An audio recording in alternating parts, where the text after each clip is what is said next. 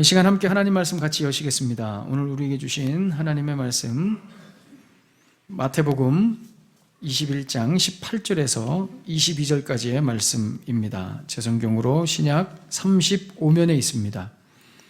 마태복음 21장 18절에서 22절까지의 말씀. 이른 아침에 성으로 들어오실 때 시장하신지라 길가에서 한 무화과 나무를 보시고 그리로 가사 잎사귀밖에 아무것도 찾지 못하시고 나무에게 이르시되 이제부터 영원토록 내가 열매를 맺지 못하리라 하시니 무화과 나무가 곧 마른지라. 제자들이 보고 이상히 여겨 이르되 무화과 나무가 어찌하여 곧 말랐나이까. 예수께서 대답하여 이르시되 내가 진실로 너희에게 이르노니 만일 너희가 믿음이 있고 의심하지 아니하면 이 무화과 나무에게 된 이런 일만 할 뿐 아니라 이 산더러 들려 바다에 던져지라 하여도 될 것이요 너희가 기도할 때에 무엇이든지 믿고 구하는 것은 다 받으리라 하시니라. 아멘. 자, 오늘 본문은 무화과 나무, 소위 무화과 나무의 저주 사건이라고 하는 그런 내용입니다. 참, 이 본문은 그냥 읽어 내려가면 도대체 이게 무슨 내용인가? 참 쉽지 않습니다. 내용은 이렇습니다. 예수님께서 성으로 아침에 들어오실 때 시장하셨다고 말씀합니다. 배가 고프셨어요. 마침 길가에 이 무화과 나무가 있어서 예수님께서 그 무화과 나무의 열매를 따서 잡수시려고 무화과 나무에게로 갑니다. 그런데 무화과 나무를 이렇게 보니까 멀리서 볼 때와는 다르게 그 잎사귀가 무성하고 화려해서 열매가 있을 줄 알았는데 그 무화과 나무 앞에 딱 가보니 아무 열매가 없는 겁니다. 예수님이 화가 나셔가지고 그 무화과 나무를 저주하니까 그 순간 그 무화과 나무가 말라 비틀어집니다. 참으로 당황스러운 본문이 아닐 수 없습니다. 이 본문이 참 여러 가지로 학자들 사이에서 이렇게 해석되고 있습니다. 어떤 학자들은 이렇게 얘기합니다. 예수님께서 이 공복에 이른 아침에 공복에 너무 배가 고프셔가지고 과민 반응으로 그렇게 그냥 홧김에 그냥 저주를 했다. 이런 해석도 있고요. 또 어떤 학자들은 십자가 죽음을 앞두고 우리 예수님께서 극도로 예민한 상태셔가지고 자기도 모르게 그런 돌발 행위를 하셨다. 이런 해석도 있고요. 또 이 예수님은 신적인 능력을 가지고 계시지 않습니까? 그런데 도대체 무슨 연유에서 이 신적인 위대한 능력을 가지고 고작 나무 하나 마르게 했는가 말이죠. 도대체 무슨 예수님의 심경에 그런 변화나 어려움이 있길래 그런 그 위대한 능력으로 그저 나무 하나 마르게 했는가 하는 어떤 그런 비판 어린 해석도 합니다. 우리가 잘 아는 영국의 무신론 철학자 버틀란드 러셀이라고 하는 사람은 실제로 이 본문 때문에 자기는 예수를 안 믿는다고 선언했습니다. 이런 인격을 가진 메시아고 갑자기 배고픈데 무화과 나무에 열매가 없다고 그 무화과 나무를 저주하는 그런 시인을 우리가 어떻게 믿을 수 있겠는가 하면서 이 러셀은 이 본문 때문에 예수님을 안 믿는다고 본인은 이야기했습니다. 근데 여러분, 이런 예수님의 어떤 행동, 이런 것들이 우리에게 당황스럽지만 결정적으로 우리를 더 당황스럽게 하는 것은 이것입니다. 사실 이 무화과 나무의 열매를 예수님이 찾았던 이 시기는 무화과 나무의 열매를 맺을 때도 아니었다는 겁니다. 이것이 굉장한 반전이고 충격인 겁니다. 마가복음 11장 13절에 보시면 멀리서 잎사귀 있는 한 무화과 나무를 보시고 혹 그 나무에 무엇이 있을까 하여 가셨더니 가서 보신즉 잎사귀 외에 아무것도 없더라. 이는 왜냐하면 무화과 나무의 때가 아니었기 때문입니다. 참 놀랍죠? 당황스럽습니다. 열매 맺을 때도 아닌데 예수님께서 열매가 없다고 지금 저주를 하셔서 그 무화과 나무를 말라 비틀어지게 하신 겁니다. 여러분, 우리가 이 본문을 어떻게 이해할 수 있겠습니까? 당황스럽습니다. 납득이 되지 않습니다. 여러분, 오늘 우리가 이 본문을 이해하려면 이 무화과 나무가 가진 특징과 상징적인 의미를 우리가 알아야 됩니다. 여러분, 설마 정말 우리 예수님께서 아무런 이유 없이 정말 공복에 당이 떨어지셨다고, 그래서 열매를 못 먹었다고 그렇게 예수님께서 그 무화과나무를 저주하셨겠느냐 말이에요.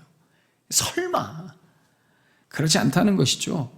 뭔가 우리에게 메시지를 전달해 주시려는 겁니다. 우리가 그 메시지를 캐치하려면 이 무화과나무의 특징과 상징적 의미를 우리가 알아봐야 된다는 것입니다. 여러분, 성경에 나오는 무화과나무는, 무화과 열매는 두 가지 단어로 사용됩니다. 한국말로는 그냥 무화과이지만 성경에는 이 무화과를 두 개의 단어로 이야기하는데, 첫 번째는 파게이고 두 번째는 테나입니다. 그러니까 파게와 테나로 나눠집니다. 어떤 기준으로 나눠지느냐? 바로 이 시기에 따라서 나누어집니다. 그러니까 이 무화과 열매는 6월절이 있는 4월부터 10월 달까지 열매를 맺습니다. 그런데 이 4월에 처음 열매를 맺는 무화과를 파게라고 하고, 파게 이후에 이제 몇 차례에 걸쳐서 열매를 맺는 무화과를 이제 이스라엘에서는 테나라고 하는 겁니다. 근데 여러분, 파게는 처음 맺는 무화과나무 열매는 굉장히 맛이 없습니다. 여러분 보시기에도 왼쪽에 있는 사진을 보시면 맛없게 생겼죠. 저거는 달지도 않고 씁쓸하고 전혀 먹음직도 보암직도 하지 않는 그런 열매입니다.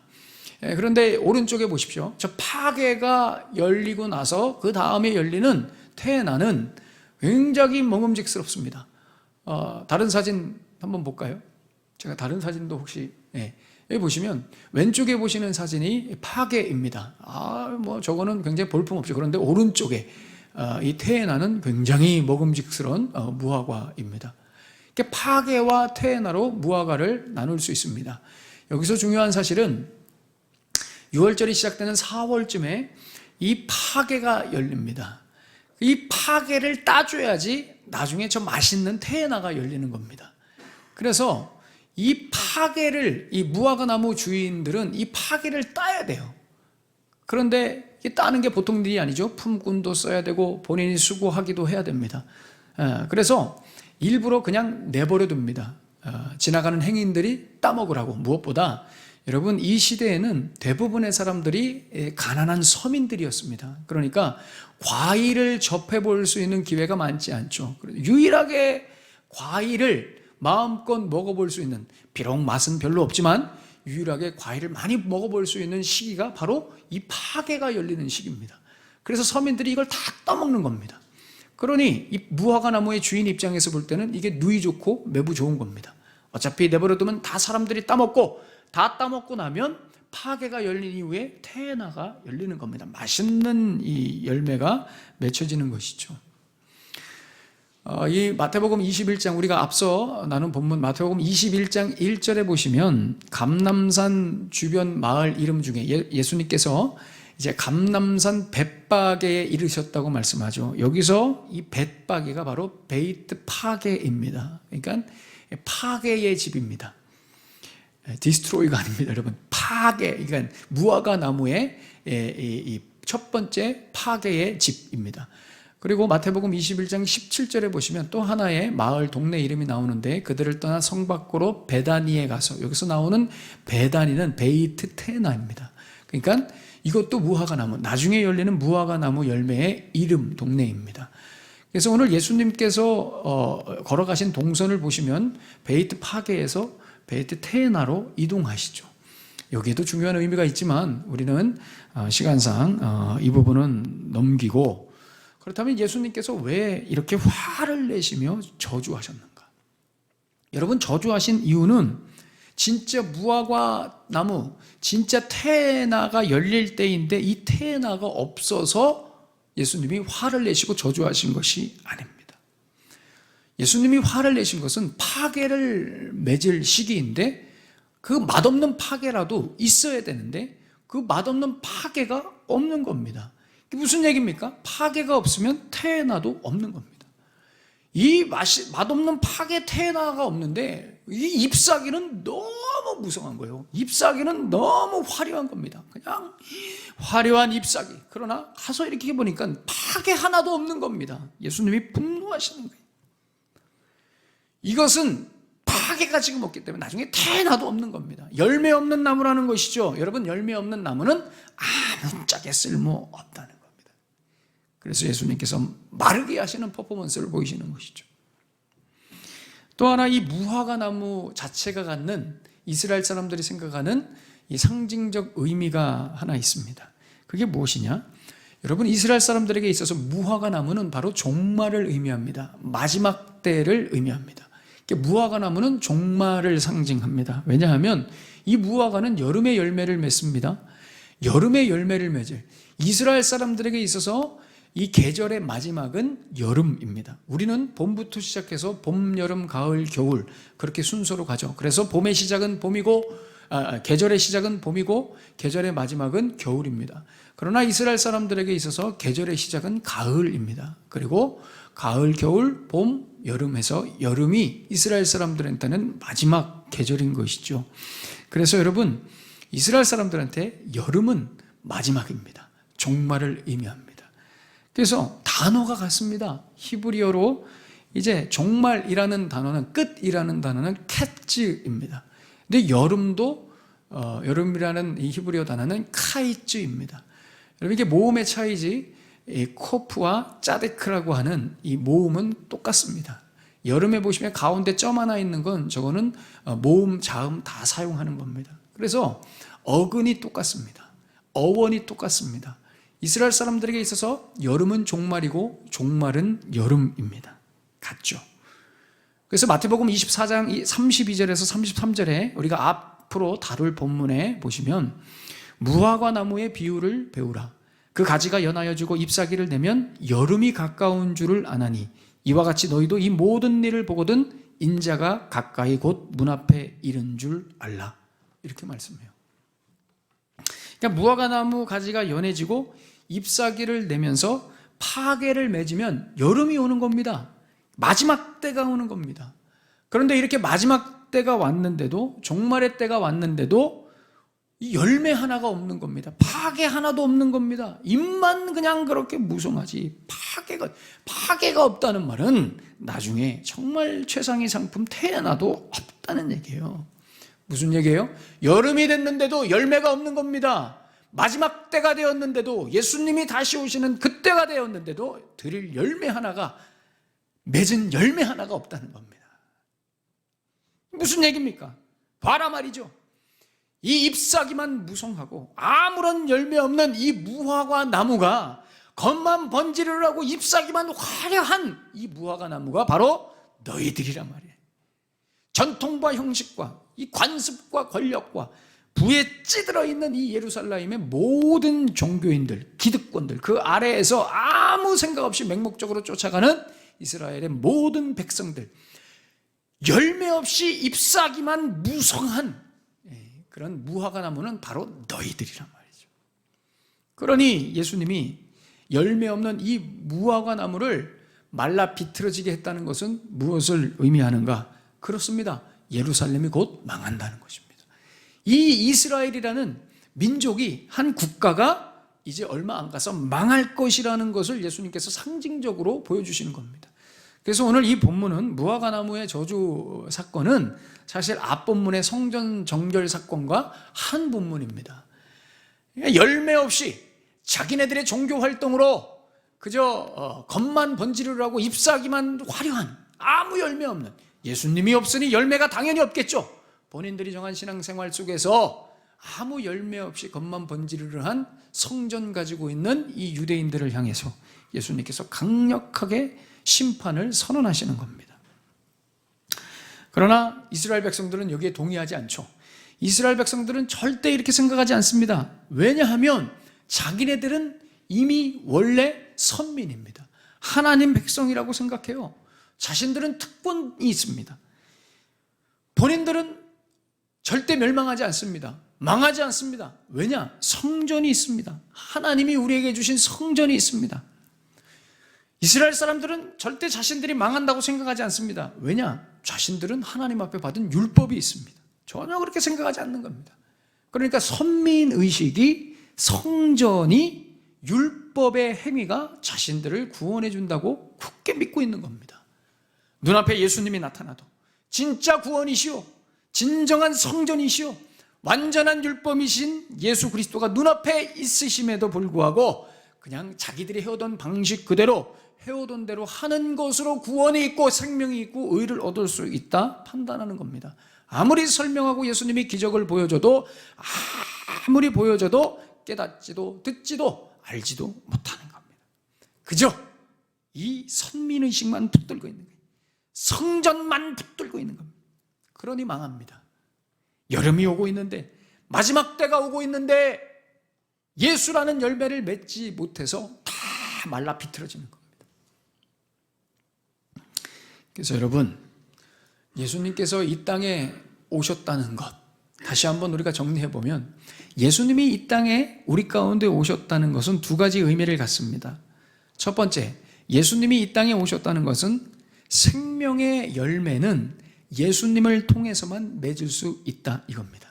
다른 방식 안 된다는 겁니다. 성전 붙들고 선민의식 가지고 본인들이 어떤 율법의 행위로 절대 하나님이 원하시는 열매를 맺을 수 없다는 겁니다.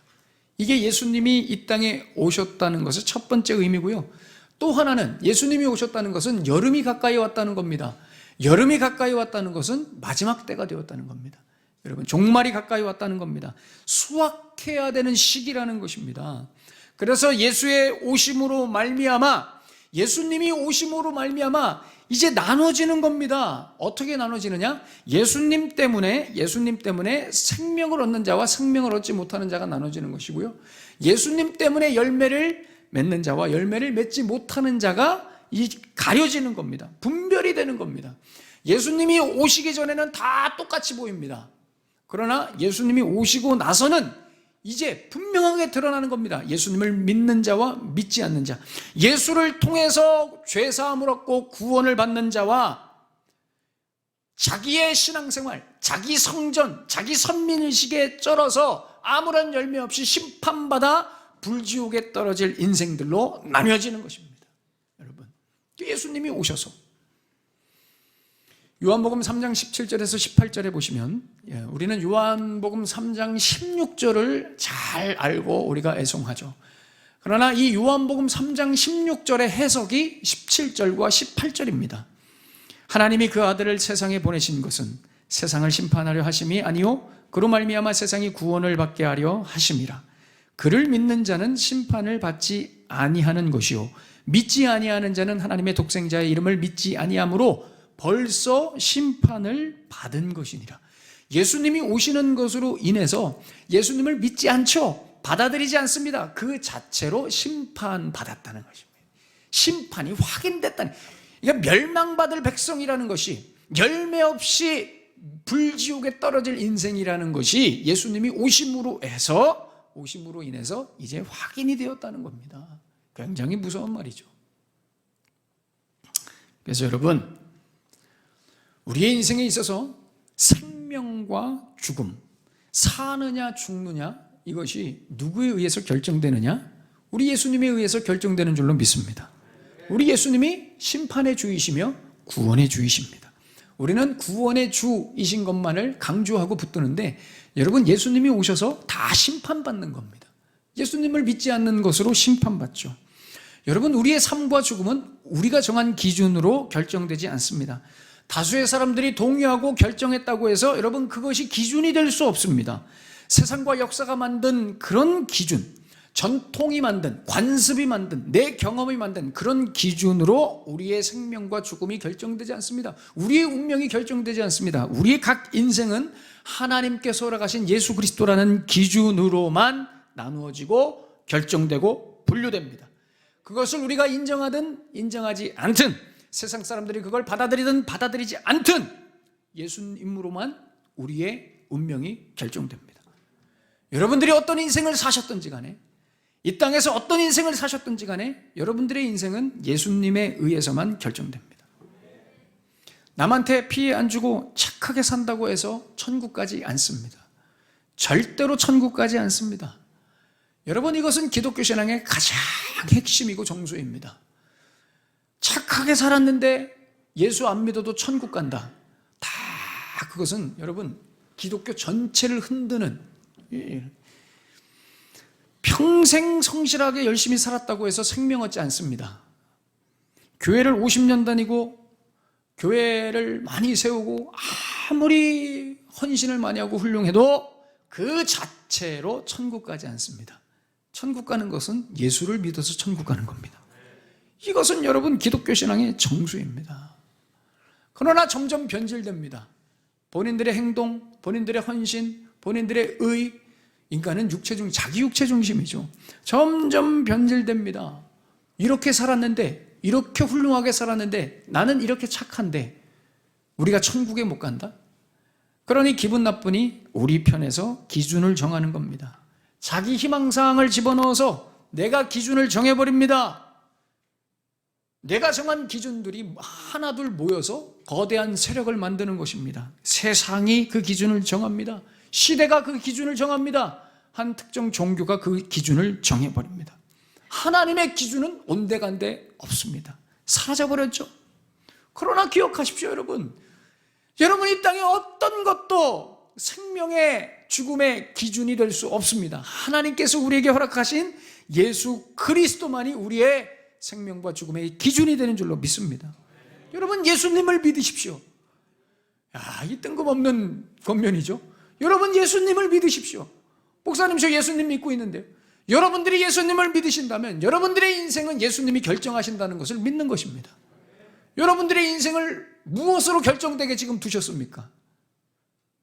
여러분들의 인생이 예수님으로 인해 결정됩니까? 그게 예수님을 믿는 겁니다. 예수님을 만나셔야 됩니다. 예수님을 위해 사셔야 됩니다. 그래서 여름이 가까우고 있을 이 시기에 여러분 예수님 안에서 열매를 맺으셔야 됩니다. 다 확인하십니다, 하나님이. 여러분, 사람들은 기준 만드는 걸 좋아합니다. 왜요? 내가 기준을 만들어야 그 기준대로 내가 할 수 있으니까. 하나님이 기준을 던져주면 그거 하는 거 싫죠? 어렵습니다. 그러니 내가 기준을 만들죠. 그래서 사람들은 내가 내 편에서 기준 만드는 것을 좋아합니다. 그래서 이렇게 기준 만들어서 여기에 맞게 신앙생활하고 저렇게 맞게 신앙생활하고, 그래서 결론을 어떻게 내리는 거예요? 나는 훌륭한 신자야, 나는 괜찮은 그리스도인이야, 이렇게 나는 하나님의 자녀라고 내가 결정해버립니다. 여러분, 한국교회 트렌드 2023이라고 하는 이 책이 최근에 이렇게 나왔는데요. 제가 이 책을 보면서 아주 그냥 분노에 넘김을 막 했습니다. 이런 말 같지도 않은 소리를 써놓고 막 이러면서 제가 막 열받아가지고 막 이 책을 봤는데요. 이 책을 보면 이 코로나19로 인해서 교회와 신앙의 패러다임이 굉장히 많이 바뀌었다는, 엄청나게 바뀌었기 때문에 교회와 이 성도들은 여기에 맞게 대응하고 준비를 해야 된다고 아주 강력하게 써놨습니다. 그래서 이 책에 보면 이 코로나 방역 규제가 끝났음에도 불구하고 아직도 42.6%나 되는 성도들이 온라인으로 예배를 드린다고 합니다. 물론 질병이나 출근, 출장 이런 어떤 부득이한 상황 때문에 예배당에 나오지 못하는 그런 분들을 말하는 게 아닙니다. 여기서 말씀드리는 42.6%는 온라인으로 드리는 게 편해서 내 스케줄과 내 계획에 지장받지 않는 그런 목적으로, 그런 의미로 온라인으로 드리는 예배를 말하는 거예요. 그러니까 편하게 예배. 그래서 이 42.6%의 사람들을 위해서 앞으로 교회는 어떻게 바뀌어야 되느냐? 하이브리드 처치로 바뀌어야 된다는 거예요. 하이브리드 처치가 뭐냐? 온라인과 오프라인을 같이 유지해야 된다는 겁니다. 왜? 저 42.6%의 성도들을 위해서. 굉장히 흥미로운 조사 중에 하나가 또 있는데요.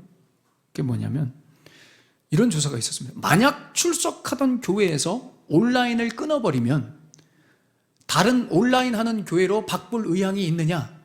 이런 질문도 있었어요. 그러니까 우리 교회에서 지금 온라인 방송하고 있죠. 이 온라인 방송 끊으면 다른 교회로 옮길 거냐? 이런 질문이에요. 거기에 28.8% 거의 30%에 육박하는 사람들이 온라인 끊어버리면 난 다른 교회로 가버리겠다, 이렇게 응답을 했어요. 그래서 절대적으로 교회는 하이브리드 처치로 갈 수밖에 없다는 겁니다. 온라인 끊으면 안 된다는 겁니다. 여러분, 이 말이 얼마나 안타깝고 슬픈 말인지 아십니까? 교회 나오지 않는다는 것이죠. 왜요? 사람 만나서 감정노동하고 왔다 갔다 하는 거 불편하고 집에서 예배드리면 얼마나 편합니까? 거기에 나오는 또 재밌는 그 조사가 뭔지 아십니까? 집에서 온라인으로 예배드리는 사람의 70% 이상이 은혜는 별로 못 받는데요. 은혜가 안 되지만 편하니까 집에서 예배를 드린다는 거예요. 본인도 알아요.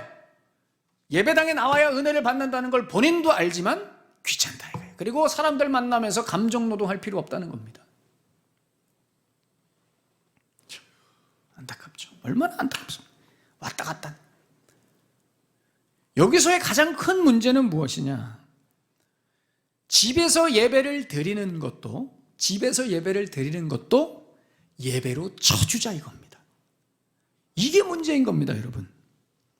어디 놀러는 가야 되겠고 마음은 찝찝하니 가면서 차에서 유튜브로 예배 드리자, 이런 것도 예배로 쳐주자 이겁니다.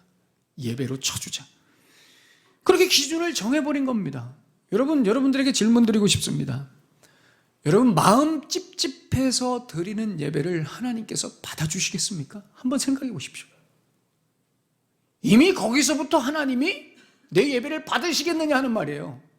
나는 이미 이걸 하기로 결정을 했어요. 그런데 마음은 찝찝해. 그러니 온라인으로라도 예배를 드리자. 여러분, 이 찝찝한 마음 때문에 하나님 앞에 드리는 예배를 하나님께서 받아주시겠냐는 말이에요. 그나마 온라인 예배가 없었을 때는, 그 시절에는 교회 안 나오면 찔리기라도 했습니다. 이게 내가 잘못됐단 말이죠. 부득이하게 오늘 등산을 가야 되는데 예배를 안 드렸어요. 그러면은 찔리기라도 하는 거예요. 그런데 지금은 찔리지도 못하는 겁니다. 왜요? 온라인으로 드리면 되기 때문에. 온라인이 있으니까 예배 드렸다고 치는 겁니다. 이거라도 했으니 예배 드린 것으로 퉁치자 이겁니다. 여러분, 이렇게 우리는 나도 모르게 점점 우리 기준과 내 기준과 형식에 빠져 있는 겁니다. 여러분, 생각해 보십시오. 형식을 지켰으면 예배를 드린 겁니까? 형식을 지켰으면. 이걸 누가 예배라고 쳐주냐는 거예요. 누가 예배라고 인정해 주는 거예요. 하나님이 쳐주시는 겁니까? 아니죠. 내가 쳐준 겁니다. 내가 인정하는 거예요. 이 시대가, 이 사회가, 많은 사람들이 그걸 예배라고 쳐줬다는 거예요. 하나님이 인정해 주시는 건 아니죠. 그럼 목사님, 예배 한 번도 안 빠집니까? 어떻게 살아가면서 예배 한 번도 안 빠집니까? 어떻게 사회생활하면서 예배 한 번도 안 빠질 수 있습니까? 빠질 수 있습니다, 여러분. 빠지십시오. 예배 빠지셔도 됩니다. 여러분, 예배 빠지셔도 돼요. 저도 솔직히 한번 빠지고 싶습니다. 기회를 주십시오. 저도 한번 빠지고 싶어요. 여러분, 예배 빠지셔도 됩니다. 예배 52주 내내 다 어떤 일이 있어도 참여하셔야 됩니다. 예배 빠지시면 지옥 갑니다. 이런 얘기 하는 거 아니죠. 예배 빠지셔도 됩니다. 그렇다고 다음 주에 안 나오시면 안 됩니다. 다 나오셔야 됩니다. 또 여기만 딱 잘라가지고 들으시면 안 됩니다. 전체적인 맥락을 이해하셔야지. 여러분, 예배 빠져도 됩니다. 제가 드리는 말씀은 무엇이냐? 예배 빠질 때 깔끔하게 빠지시라는 겁니다. 예배 빠져놓고 온라인으로 예배 드렸으니 나는 예배 드린 것으로 치자, 이렇게 하지 마시라는 겁니다. 온라인으로 예배 드리는 것은 우리의 연약함입니다. 우리의 부족함입니다. 인정하시라는 겁니다. 그리고 회개하시라는 겁니다. 온라인으로라도 형식을 지켰으니 나는 예배를 드린 것이다, 그렇게 치지 말라는 겁니다. 이 시대가, 이 세상이 그렇게 쳐준다고 해서 여러분들도 그렇게 생각하시면 안 됩니다. 하나님 보시기에 옳지 않습니다. 그러니 나는 예배를 빠진 적이 없는 거예요. 온라인으로라도 드렸으니. 그래서 뭐가 없습니까? 회개가 없는 겁니다. 뭐가 잘못된지를 모르는 겁니다. 회개가 없으면 변화도 없습니다. 변화가 없으면 열매가 없는 겁니다, 여러분. 열매가 없는 거예요. 내가 정한 방식대로의 예배, 신앙생활을 계속하는 겁니다. 거기에 예수님이 계실까요? 열매 없습니다. 예수님이 없고. 헌금 생활도 마찬가지죠. 참 이 헌금 얘기를 해야 될까 말아야 될까 고민 많이 했는데, 여러분 요즘 교회에서 금기어 중에 하나가 뭐냐면, 교회에서 절대 하지 말아야 되는, 이 목사님들 입에서 나오지 말아야 되는 이 금기어 중에 하나가 11조입니다. 11조. 여러분 11조도 마찬가지입니다. 11조를 해야 되냐 말아야 되냐, 제가 지금 이 말씀을 드리는 게 아닙니다. 무엇이 성경적이냐, 11조가 어디 성경에 나옵니까? 이런 불필요한 논쟁을 하자는 게 아닙니다. 11조 얘기만 나오면 예민해지는 분들 있죠. 목사님 이게 성경적입니까? 성경에 어디 나옵니까? 자꾸 따지는 분들 계시죠. 왜 따집니까? 내기 싫으니까 따지는 겁니다. 11조가 맞느냐 안 맞느냐 이거 따지는 이유는 하나밖에 없습니다. 내기 싫다는 거죠. 우리 솔직하게 얘기해야 됩니다. 여러분 저는 지금 헌금 설교를 하자는 게 아닙니다. 11조 내시라는 말이 아닙니다. 안 내셔도 됩니다. 안 내셔도 됩니다. 여러분 교회는 돈으로 세워지지 않습니다. 우리가 헌금 많이 내면 교회가 든든히 세워져 가고, 헌금 안 내면 교회 문 닫고, 그런 거 아닙니다. 여러분 교회는 여러분 재정 없어서 문 닫지 않습니다. 교회가 재정이 없어서 문 닫을 교회라면 그 교회는 문 닫아야 됩니다. 여러분 교회는 재정 없어도 세워집니다. 교회는 돈으로 세워지지 않습니다. 이 정도 자존심은 가지고 우리가 교회를 세워가야 됩니다. 돈 없다고 교회 문을, 그런 거 없습니다. 여러분 제가 드리고 싶은 말씀은 이겁니다. 여러분 11조를 하시든 안 하시든 그것은 여러분들의 신앙의 자유입니다. 11조는 교회 재정 때문에 하는 것이 아니라 여러분들의 신앙 고백입니다. 하나님, 저는 돈으로 살지 않습니다. 저는 돈으로 살지 않고 하나님의 은혜로 삽니다. 이 여러분들의 신앙 고백으로 하시는 것이죠. 그런데 제가 드리고 싶은 말씀은 무엇이냐, 11조를 만약에 하신다면, 11조를 하시는 분이시라면 이왕 11조를 하시는 거 정직하게 하십시오. 정직하게. 예배랑 똑같습니다. 부득이한 상황도 아닌데 그냥 편한 것 때문에, 취미나 여가 스케줄 때문에 온라인으로 예배를 때우는 것을 예배라고 치지 않는 것처럼, 내가 100만 원 버는데 5만 원 11조 해, 이 11조 한 것을 11조 했다고 치면 안 된다는 겁니다. 목사님, 그렇게라도 하는 것이 훌륭하지 않습니까? 훌륭합니다. 여러분 물론 훌륭합니다. 잘하시는 겁니다. 그게 잘못됐다고 말씀드리는 게 아닙니다. 여기서의 문제는 무엇이냐, 11조를 올바로 하지 않고 11조를 한 걸로 치지 마시라는 겁니다. 내가 요 정도만 한 것이 나에게는 11조다. 이거는 여러분들이 정한 것이죠. 내가 100만 원 벌었는데 5만 원 11조 하는 거, 이건 내가 정한 겁니다. 성경이 정한 게 아니라. 그잖아요. 아직 믿음이 부족해서 온전한 11조를 하나님 앞에 못 드리는 것을 하나님 용서해 주십시오. 제가 연약합니다. 차라리 이게 하나님 앞에 올바른 모습이라는 겁니다. 내 자신을 솔직하게 주님 앞에 세워야죠. 온전히 못한 것을 한 걸로 쳐서 내가 정한 형식이 내 신앙을 정의 내리게 하면 내 신앙은 내 기준으로 가는 겁니다. 예수님에 의한 정의가 아니라, 예수님에 의한 기준이 아니라 내가 정한 형식, 나는 요만큼을 11조라고 쳐서 나는 11조를 한 거예요. 그럼 뭐가 없습니까? 내 연약함이 고백되지 않습니다. 회개가 없습니다. 내 연약함에 대한 하나님 앞에 자복이 없습니다. 왜? 난 다 한 거예요. 하나님 앞에 의롭죠. 잘한 거예요. 왜? 내가 정한 기준대로 했으니까. 여러분 이게 바로 그리스도인들의 삶에서 열매 없이 잎사귀만 풍성해지는 이유입니다. 내가 요만큼 정한 대로만 신앙생활 하거든요. 달라지지 않습니다. 다시 말씀드립니다. 여러분 오늘 제가 설교 헌금한 거 아닙니다. 설교 헌금했다고 실족하실 분 계실까 봐 제가 다시 말씀드립니다. 11조 안 하셔도 됩니다.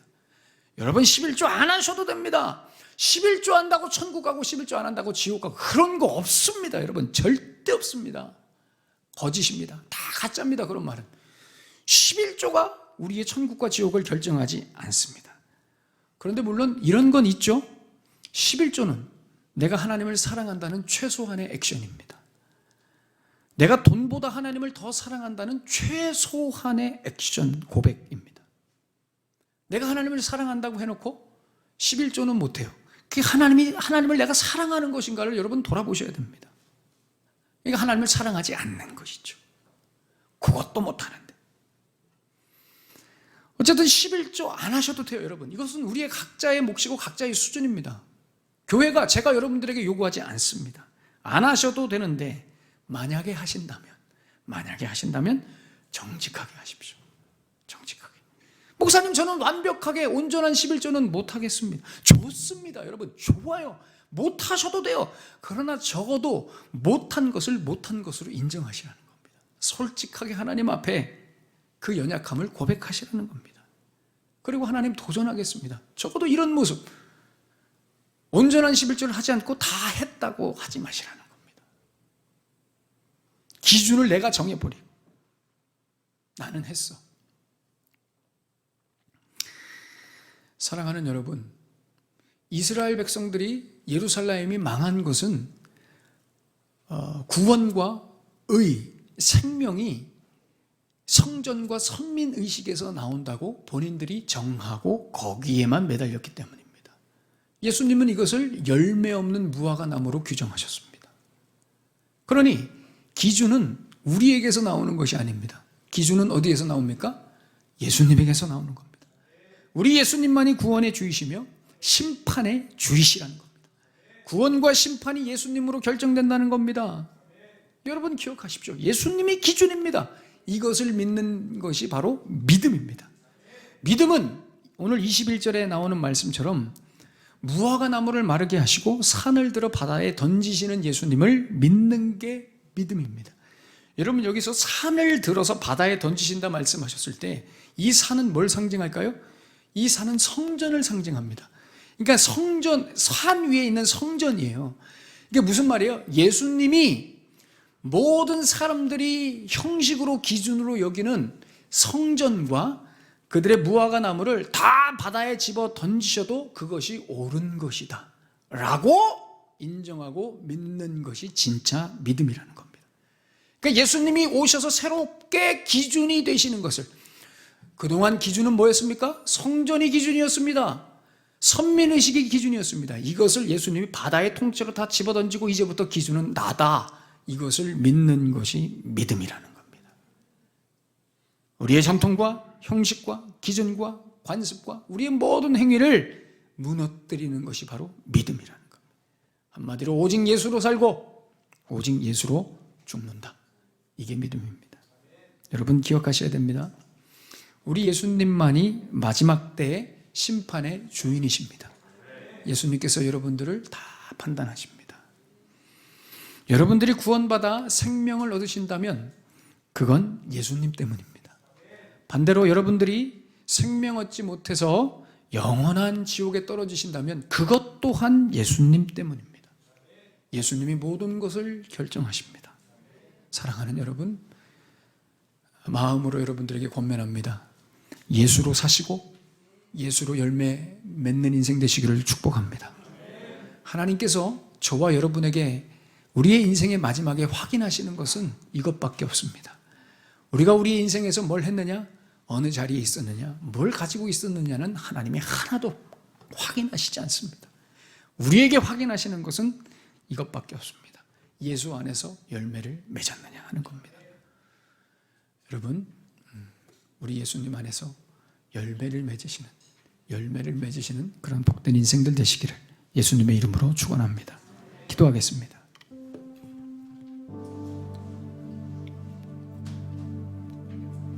오늘 주신 말씀을 가슴에 품으시면서 함께 기도합시다.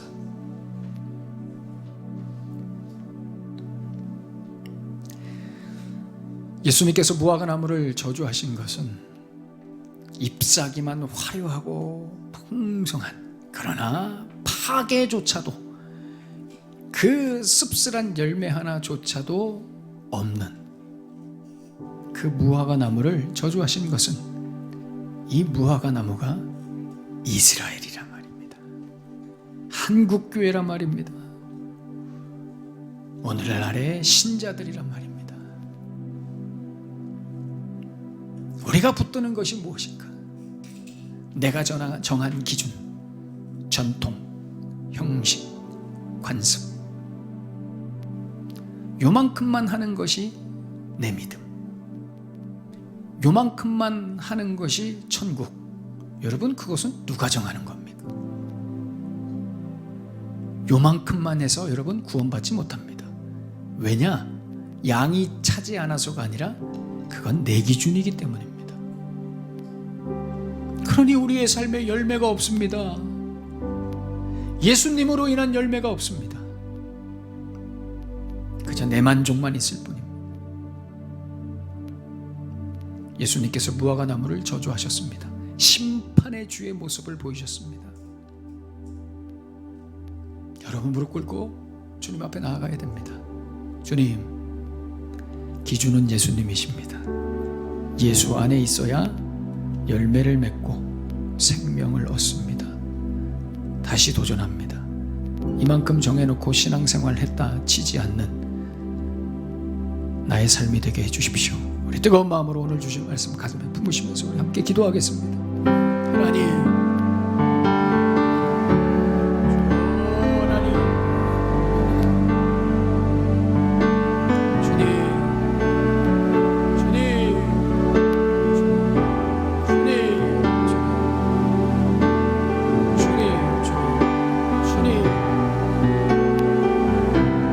하시고 돌이키게 하시고,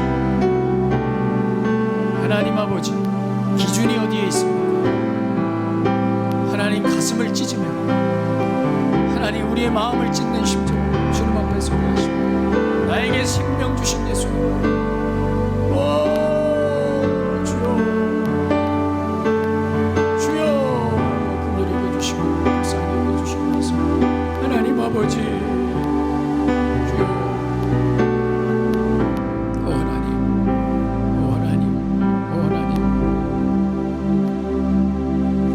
선민의식에 쩔어있고 성전에 집착하며 율법 붙들고 하나님 앞에 생명 얻는다 자부했던 인생들에게 오셔서,